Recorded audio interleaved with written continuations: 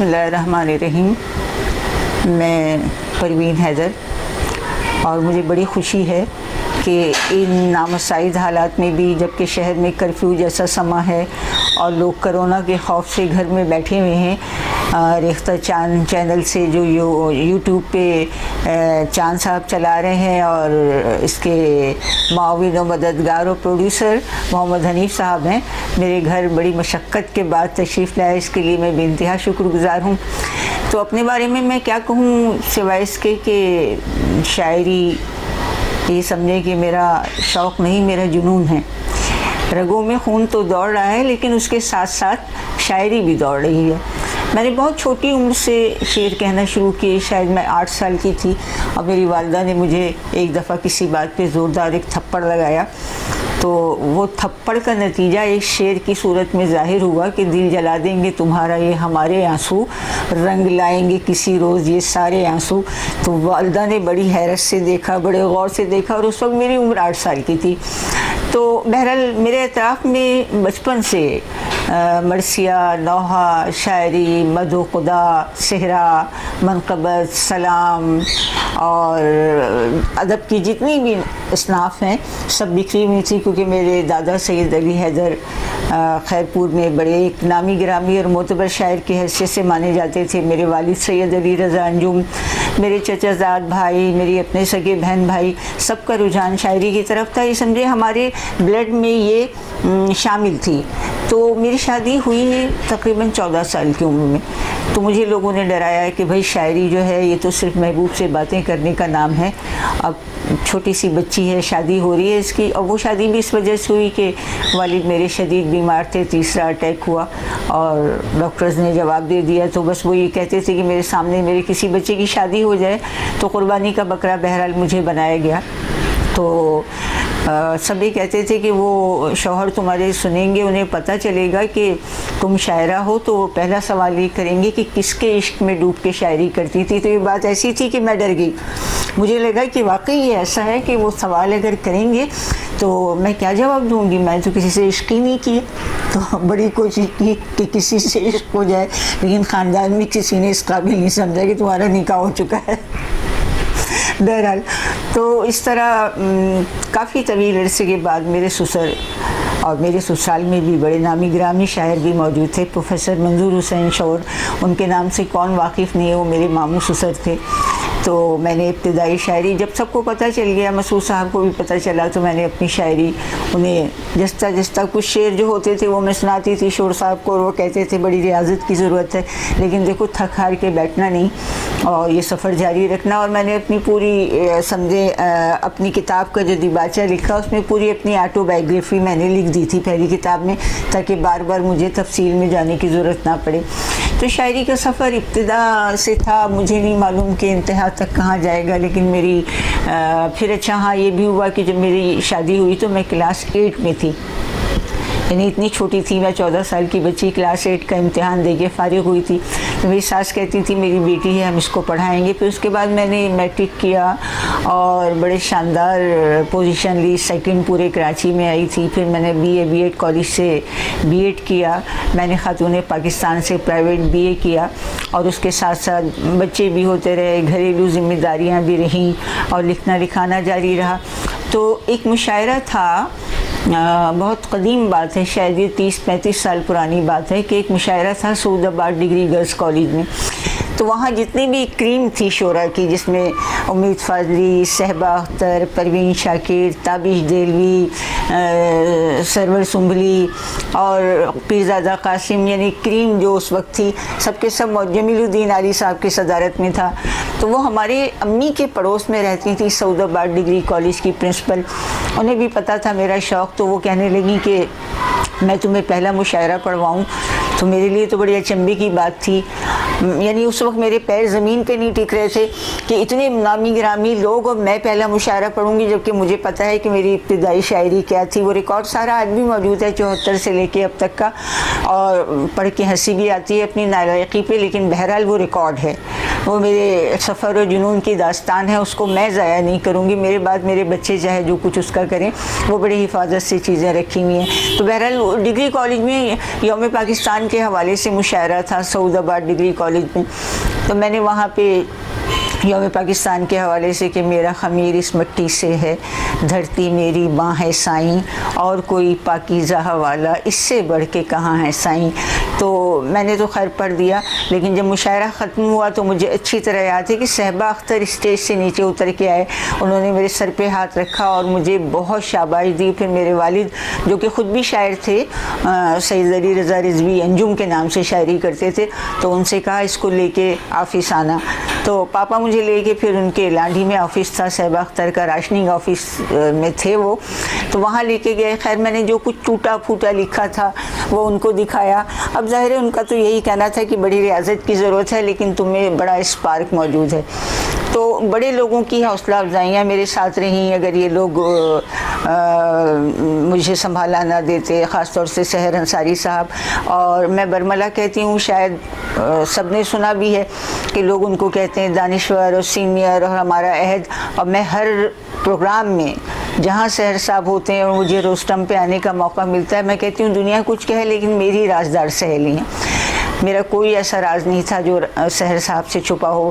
یعنی اس فیلڈ میں آنے کے بعد جتنی بے ادبیاں میرے ساتھ ہوئیں اور جتنا حوصلہ میرا پست کرنے کی کوشش کی گئی، شاید ہی، کیونکہ لوگوں کو کہنا یہ تھا، اب میں نام نہیں لوں گی، وہ لوگ آج بھی موجود ہیں، کہ شاید یہ اپنے والد کا کلام پڑھتی ہیں. تو اتنا پختہ کلام اتنی کم عمری میں کوئی کر نہیں سکتا.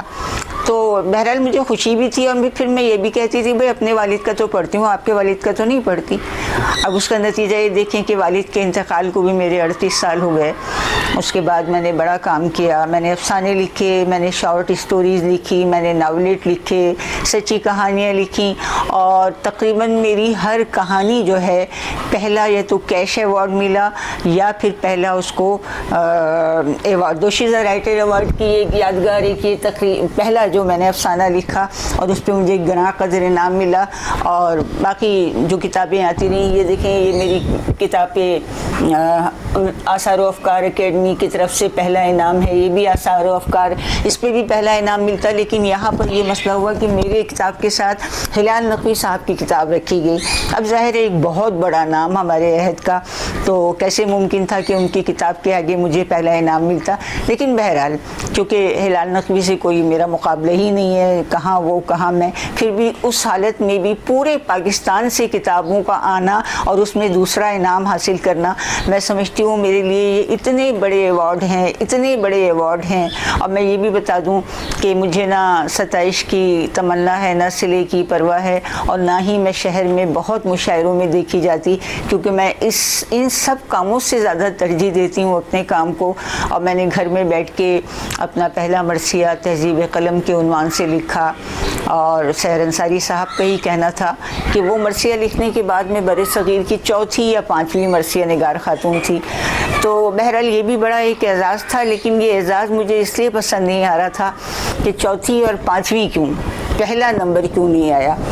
تو بہرحال اس پہلے نمبر پہ آنے کے لیے میں نے بڑی اسٹرگل کی، اور میرے جوان بیٹے کی ڈیتھ ہوئی تو وہ بھی ایک بہرحال بہت بڑا صدمہ ہے. میرے ہسبینڈ کی بھی ڈیتھ ہوئی، لیکن میرے بیٹے نے مجھے بالکل ختم کر دیا، اور میرا جی چاہا کہ میں اس کے نام مانون کروں. تو میں نے اپنا دوسرا مرثیہ بعنوان اشک لکھا، جو سحر صاحب کو سنایا. میں بند لکھتی گئی، سحر صاحب کو سناتی گئی. سحر صاحب کے بقول کہ یہ مرثیہ تاریخ مرثیہ میں اس نوعیت کا مرثیہ آج تک نہیں لکھا گیا، تم نے مرثیے کی حیت کو تبدیل کر دیا. یعنی اس حساب سے میں بر صغیر کی پہلی مرثیہ نگار خاتون ہوں جس نے مرثیے کی حیت کو تبدیل کر کے ایک نئے انداز سے مرثیہ لکھا. وہ نیا انداز بھی یہ کہ میں نے اس مرثیے کا عنوان اشک رکھا، اور پہلے مصرے سے لے کے آخری بند کے آخری مصرے تک سب کی ردیف اشک ہے. میں اشک سے نہیں ہٹی. وہ لوگ حیران تھے کہ اشک میں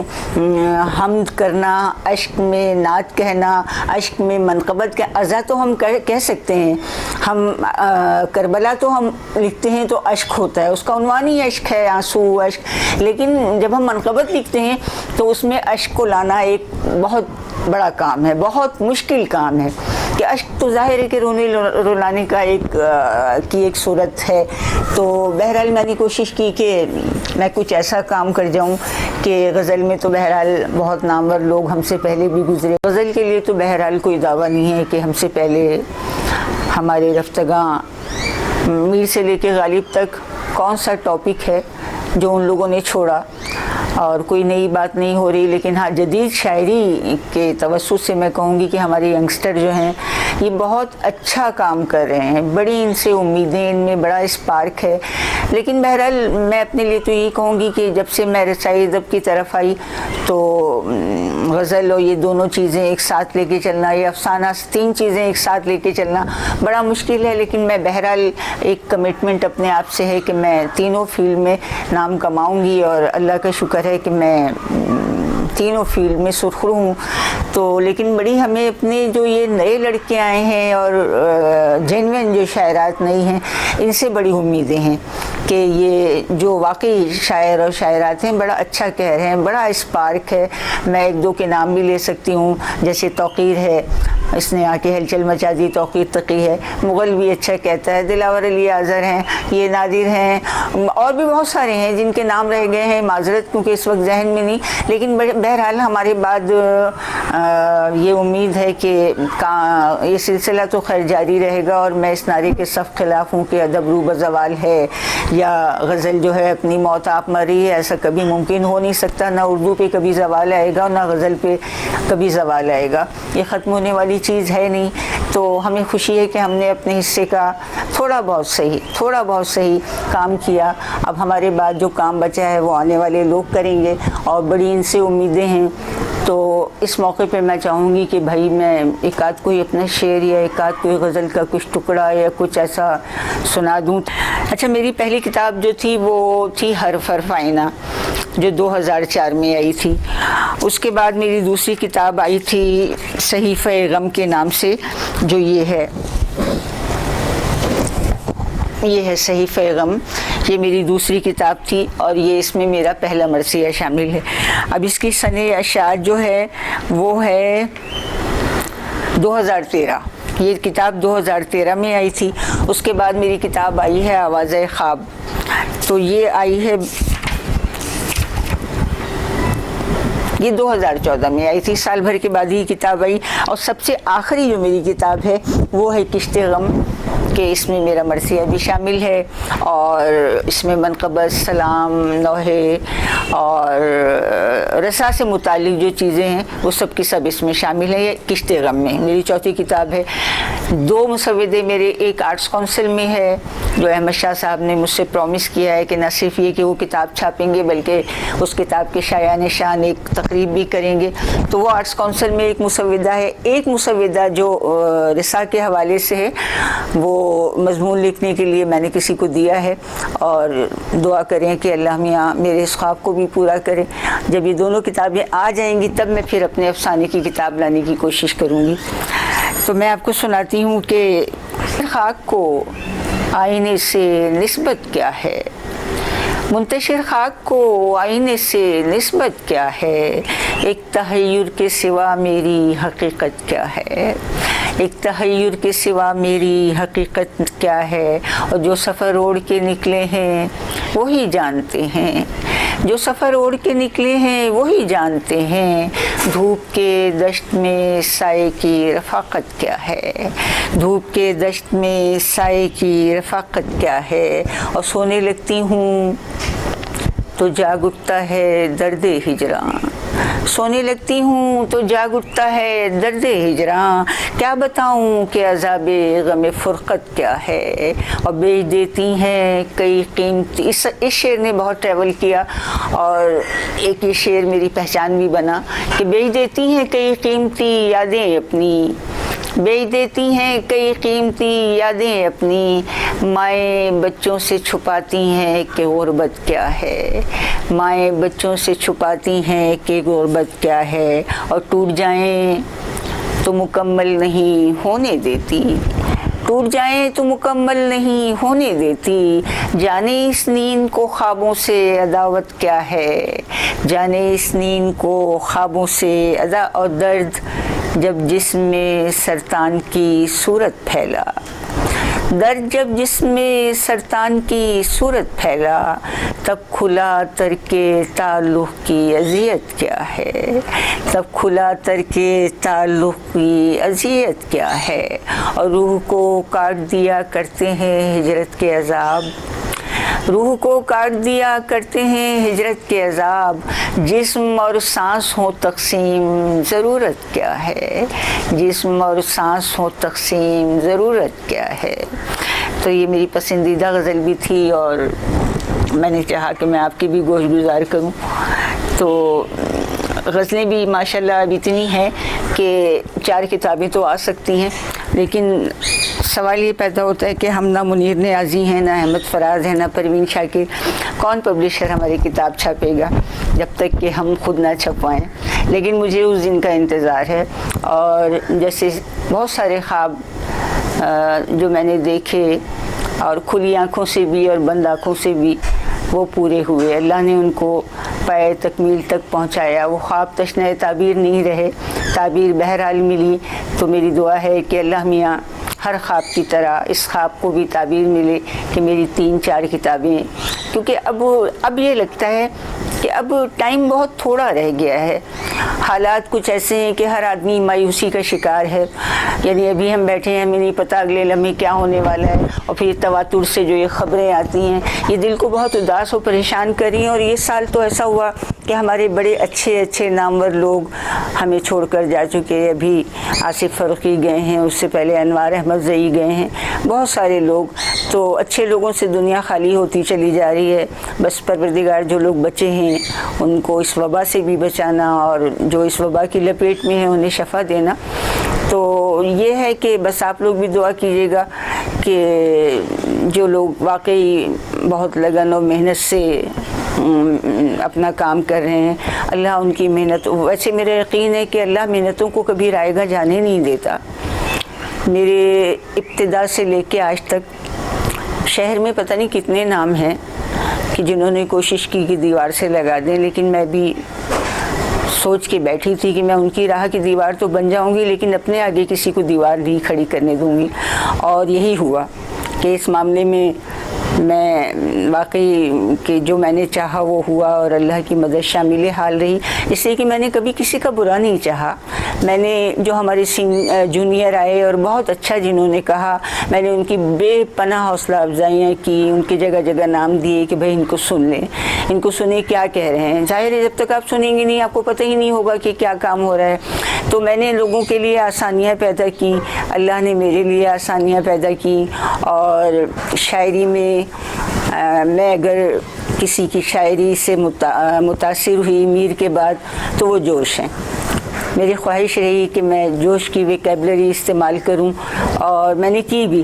جوش کے پائے تک تو پہنچنا بہت مشکل ہے، لیکن بہرحال میں چونکہ ان سے بے تحاشا متاثر تھی تو میں چاہتی تھی کہ وہ جو لفظیات جوش کی تھیں تو کم از کم اس میں سے تھوڑی سی میں بھی استعمال کروں۔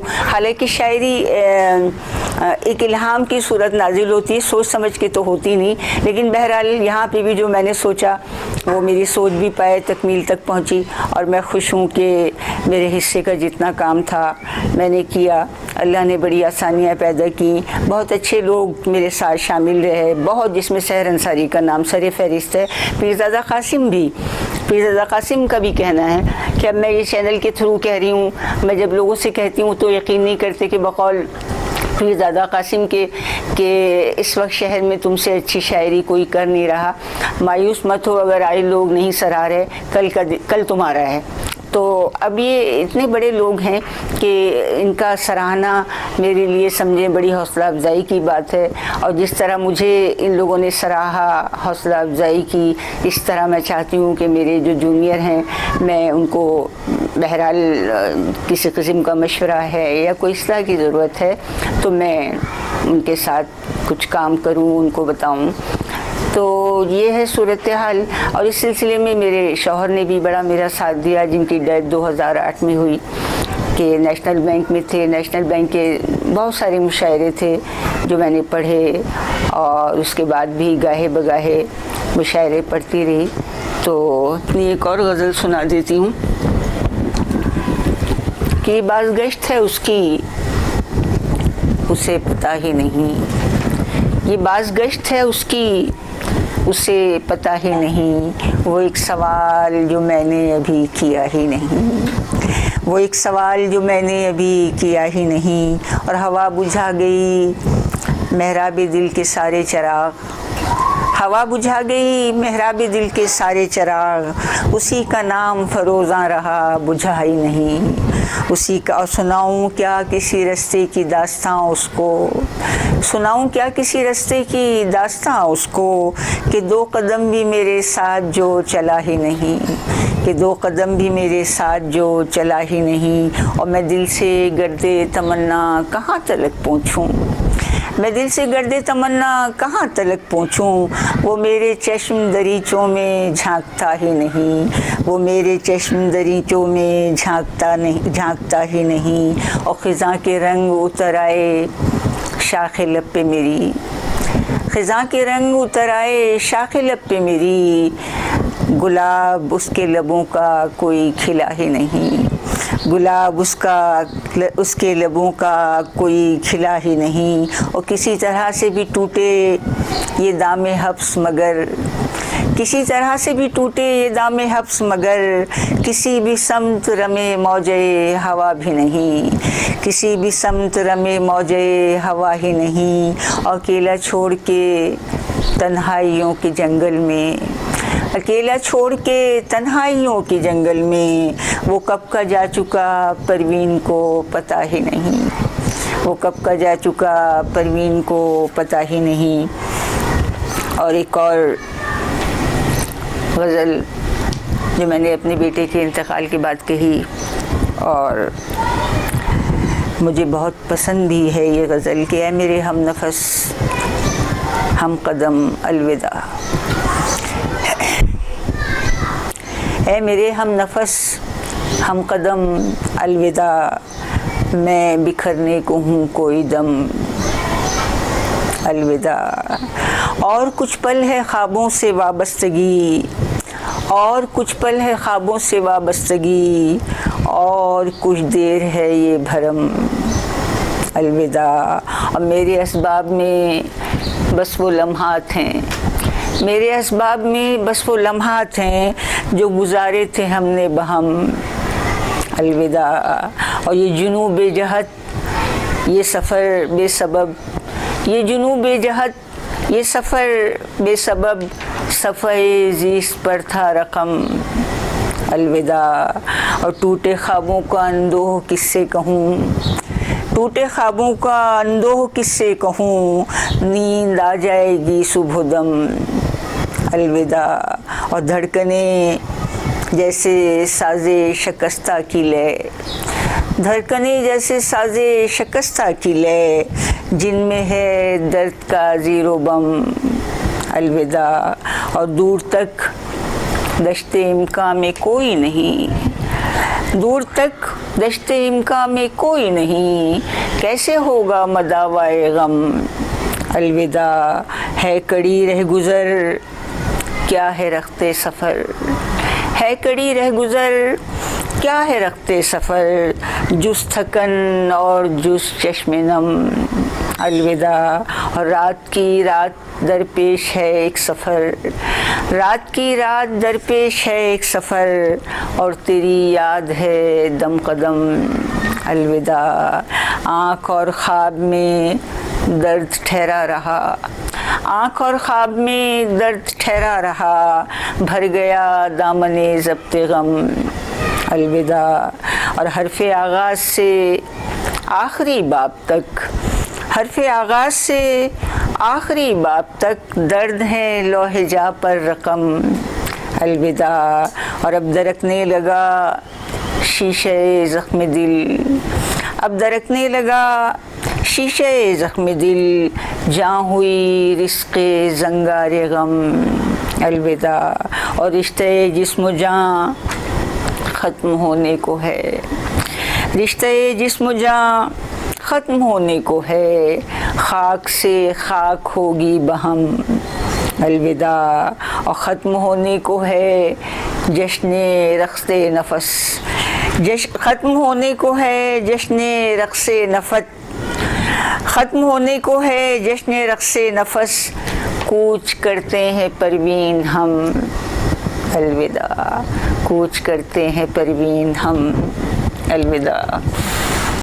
ایک بہت پرانی غزل ہے جو شاید 2000 میں نے کہی تھی، اور اس کا ایک شعر جس نے بہت ٹریول کیا تو اس کی وجہ سے میں آپ کو غزل سناتی ہوں کہ دل سنبھال دیتی ہیں حرز جاں نہیں ہوتی، دل سنبھال دیتی ہیں حرز جاں نہیں ہوتی، وصل ساتیں جانا جاویداں نہیں ہوتی، وصل ساتیں جانا جاویداں نہیں ہوتی، اور دشت محو حیرت ہے کہہ رہا ہے دیوانہ، دشت محو حیرت ہے کہہ رہا ہے دیوانہ، ہم سے دامن دل کی دھجیاں نہیں ہوتی، ہم سے دامن دل کی دھجیاں نہیں ہوتی، اور اپنے دل کی ویرانی دیکھ کر یقین آیا، اپنے دل کی ویرانی دیکھ کر یقین آیا، سنتے تھے کہ صحرا میں بستیاں نہیں ہوتی، سنتے تھے کہ صحرا میں بستیاں نہیں ہوتی، اور کس لیے ہے پھر تجھ کو مجھ سے خوف رسوائی، کس لیے ہے پھر تجھ کو مجھ سے خوف رسوائی، اب تو میری آنکھیں بھی خون فشاں نہیں ہوتی، اب میری آنکھیں بھی خون فشاں نہیں ہوتی، اور سازشیں پنپتی ہیں چیختی ہیں دیواریں، سازشیں پنپتی ہیں چیختی ہیں دیواریں، ظلم کی حویلی میں کھڑکیاں نہیں ہوتی، ظلم کی حویلی میں کھڑکیاں نہیں ہوتی، اور کچھ سبب ہوگا آشیاں کے جلنے کا، اور کچھ سبب ہوگا آشیاں کے جلنے کا، صرف دشمن خرمن بجلیاں نہیں ہوتی، صرف دشمن خرمن بجلیاں نہیں ہوتی، اور ہر کسی کی قسمت میں کب ہے جوہر تخلیق، ہر کسی کی قسمت میں کب ہے جوہر تخلیق، حامل گوہر ساری سیپیاں نہیں ہوتی، حامل گوہر ساری سیپیاں نہیں ہوتی، اور حسن کی پرستش تو عشق کی ہے مجبوری، حسن کی پرستش تو عشق کی ہے مجبوری، گل نہ ہو تو شاخوں پر تتلیاں نہیں ہوتی، گل نہ ہو تو شاخوں پر تتلیاں نہیں ہوتی، اور یہ شعر جس نے بہت ٹریول کیا اور میری پہچان بنا کہ قبر سے بھی بدتر ہے ایسا گھر کہ جس گھر میں، قبر سے بھی بدتر ہے ایسا گھر کہ جس گھر میں مال و زر تو ہوتا ہے بیٹیاں نہیں ہوتی، قبر سے بھی بدتر ہے ایسا گھر کہ جس گھر میں مال و زر تو ہوتا ہے بیٹیاں نہیں ہوتی۔ اور یہ بہت پرانی غزل تھی، اور چونکہ اس شعر نے بڑا ٹریول کیا، اور اس کے ساتھ ہی میں ایک بڑا مزے کا آپ کو قصہ سناؤں غزل کے حوالے سے کہ بہت سارے لوگ ہیں، ظاہر ہے ہم بھی مشاورت کر چکے ہیں اپنے سینئر سے، جب ہماری ابتدا تھی ہمیں نہیں پتہ تھا ضم کیا ہوتا ہے، فلاں کیا ہوتا ہے، دھماکہ، تو کسی نہ کسی کو ہم سنا لیتے تھے، دیکھ لیں اس میں کوئی ایسا پہلو تو نہیں نکل رہا، دیکھ لیں ذرا سن لیں۔ تو بہت سے لوگ تھے جن کو ہم سنا کے مشورت، جیسے سحر انصاری صاحب بھی کہ سر دیکھیں اس میں کوئی ضم کا پہلو تو نہیں ہے، ٹھیک ہے مصرع فلاں، تو مشاورت بہرحال برائی نہیں ہے، کرنا چاہیے، بلکہ ضروری ہے کہ جو جونیئر ہیں وہ اپنے سینئر سے اصلاح بھی لے سکتے ہیں، اس میں کوئی برائی نہیں ہے، مشاورت تو بالکل ہی ایسا کام ہے کہ خود بھی کر دینا چاہیے۔ تو ایک مشاعرہ تھا، تو ایک صاحب تھے جو بڑی اجلت میں میرے پاس آئے اور کہنے لگے، اب وہ شاعر نہیں ہے یہ بھی بتا دوں، تو کہنے لگے کہ میرا نام تو مجھے لگتا تھا کہ نہیں ہے، لیکن یہاں تو میرا نام موجود ہے اور میں تو کچھ لے کے بھی نہیں آیا۔ تو میں نے کہا اتنی غزلیں میں نے دی ہیں، ان میں سے کوئی یاد ہو تو سنا دیں۔ کہیں گے یاد ہی کہاں ہوتی ہیں، کاغذ پہ لکھی ہوتی ہیں اور پڑھ کے ظاہر ہے کہ یاد کہاں رہتی ہیں۔ تو میں نے کہا اچھا ٹھیک ہے، میں نے وہیں بیٹھے بیٹھے فی البدی ان کو 7 8 9 شعر لکھ کے دے دیے۔ مشاعرے میں گئے اور ظاہر مجھ سے بہت جونیئر ہیں، ان کا نمبر آیا، بھائی انہوں نے مشاعرہ لوٹ لیا۔ مجھے بے پناہ خوشی ہوئی کہ میں نے فی البدی کہا اور اتنا اچھا کہہ دیا کہ انہوں نے مشاعرہ لوٹ لیا۔ اور اپنی ایک اتنی شاندار غزل ان کے بعد جب میں نے پڑھی، مجمع ٹھس، پہلے دن مجھے لگا کہ کہ وہ کہتے ہیں نا کہ بلی شیر کی خالہ ہے، لیکن ایک آخری گر اور ایک آخری ہنر وہ اپنے لیے چھوڑتی ہے، کسی کو نہیں بتاتی. تو اس دن میری سمجھ میں آیا کہ رعایت کریں آپ بے شک اصلاح بھی کر دیں، لکھ کے بھی دے دیں، بہت سارے لوگ ہیں، میں کس کس کا نام بتاؤں، لیکن ایک آخری اور بہترین چیز کم از کم اپنے لیے چھوڑیں، ورنہ اس دن کی طرح اس دن جیسے میں پریشان ہوئی تھی اس طرح پریشانی اٹھانی پڑے گی. کہ میں حیران ہوں کہ فی البدی کہے ہوئے اور بالکل عام فہم سے شعر، اور مجمع کھڑے ہو کے ان کو داد دے رہا ہے، اور یہاں اتنی محنت و ریاضت کے بعد کئی بھی ایک غزل سنائی مجمع، ایسے لگ رہا تھا سانپ سونگھ گیا. مجھے بڑی حیرت ہوئی، بہت حیرت ہوئی اس دن، بہت زیادہ حیرت ہوئی. بلکہ میں نے پھر باہر نکل کے یہ راز فاش کر بھی دیا چڑ کے، میں نے یہ راز فاش کر بھی دیا چڑ کے. میں نے کہا دے بھائی ناانصافی کی. تو یہ ایک واقعہ بڑا زبردست واقعہ تھا اور بہت یادگار بھی تھا میرے لیے، اور بڑا سبق آموز بھی تھا کہ اپنا فن بے شک آپ چاہے بیچیں چاہے کسی کو دیں، لیکن بہترین چیز بہرحال آپ کی اپنی ہے، وہ کسی کو نہیں. 4 بچے، جس میں سے میرے جوان بیٹی کی ڈیتھ بھی ہو گئی بوجہ بلڈ پریشر اس کا شوٹ ہوا اور ہارٹ اٹیک آن ڈیوٹی. اس کے بعد بیٹی ہے جو کہ افسانے لکھتی ہے بیہ مسعود کے نام سے، اور اس کو بھی بڑے کیش پرائز. نیر رضا ہوتے تھے دوشیزہ اور سچی کہانی میں، اب وہ اس دنیا میں نہیں ہے، پروردگار ان کی مغفرت کرے. تو وہ اصرار کر کے لکھواتے تھے کہ آپ بھی لکھیں، اور ابیہ بھی، ماں بیٹی میں کمپٹیشن ہے. اور میرا افسانہ، یہ میری شارٹ اسٹوری جب پہلے نمبر پہ آتی تھی تو وہ مجھے فون کر کے کہتے تھے بجو اب بڑا ٹیڑھا مسئلہ آ گیا، آپ کی کہانی پہلے نمبر پہ آ رہی ہے، ابیہ دوسرے نمبر پہ، تو اب اس کی دل آزاری ہوگی اگر یہ اناؤنس کیا. میں کہتی تھی مجھے یہ باتیں مت بتائے کریں، پہلے نمبر پہ بہرحال ابیہ ہے، پہلا نمبر اسی کا ہے، میری کہانی کو آپ چاہے تیسرا چوتھا نمبر دے دیں. تو بہرحال وہ سسپینس میں بھی لکھتی رہی، سیارہ ڈائجسٹ میں بھی اس کا کہانیاں چھپی، سچی کہانیاں. دوشیزہ بہترین رائٹر ہے، بہترین آرٹسٹ ہے. تو اور جو بڑا بیٹا جس کا انتقال ہو گیا، وہ آتے آتے پوچھتا تھا اپنی کوئی غزل کہی، لائیں کتاب دے دیں میں جا کے اپنے دوستوں کو دوں گا. تو 2 بچوں میں بالکل ذوق شوق نہیں ہے، اور بیٹی بہرحال میری بڑی اچھی افسانہ نگار ہے. اور مجھے خوشی ہے کہ بہرحال میں رہوں نہ رہوں، لیکن اس کی شکل میں اس کے اپنے بعد بھی میں زندہ رہوں گی کہ میں نے اس کو ہر وہ کام سکھایا غزل کے علاوہ، شاعری کے علاوہ، جو میں اس تک منتقل کر سکتی تھی.